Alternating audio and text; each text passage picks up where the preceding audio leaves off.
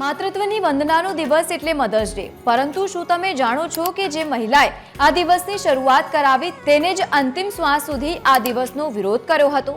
જાણીએ 114 વર્ષ જૂનો આ રોમાંચક ઇતિહાસ. નમસ્કાર, આપની સાથે હું લવલી.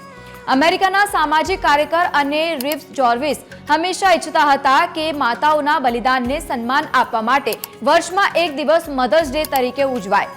1905માં તેમના મૃત્યુ બાદ તેમની દીકરી એના જોર્વિસે આ સપનું પૂરું કરવાનું બીડું ઉઠાવ્યું.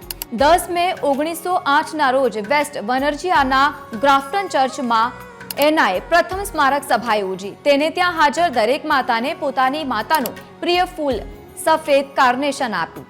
આ એ દિવસ હતો જ્યારે વિશ્વમાં પહેલીવાર સત્તાવાર રીતે મધર્સ ડેની ઉજવણી થઈ.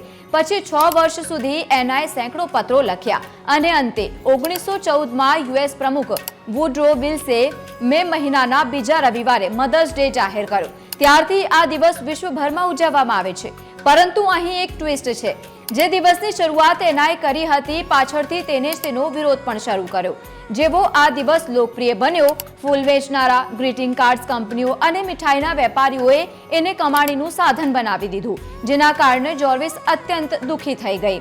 તેનું માનવું હતું કે તમારી માતાને એક મોંઘું કાર્ડ આપવા કરતાં તેને હાથે લખેલો એક પત્ર આપવો જોઈએ, તેની કિંમત વધારે હોય છે.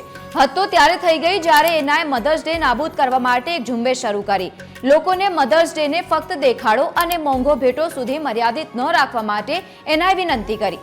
એવું કહેવાય છે કે એના જોર્વિસે આ દિવસને નાબૂદ કરવા માટે ઝુંબેશ પણ શરૂ કરી.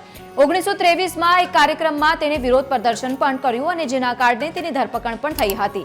તેને પોતાની બાકીની આખી જિંદગી અને તેની આખી સંપત્તિ આ દિવસના વ્યાપારીકરણને રોકવા માટે ખર્ચ કરી નાખી. આજે આપણે જે મધર્સ ડેની ઉજવણી કરી રહ્યા છીએ તેના મૂળમાં એક દીકરીનો તેની માતા પ્રત્યેનો સાચો પ્રેમ અને પછી તે જ દિવસના વ્યાપારીકરણ સામેનો આક્રોશ પણ છુપાયેલો છે.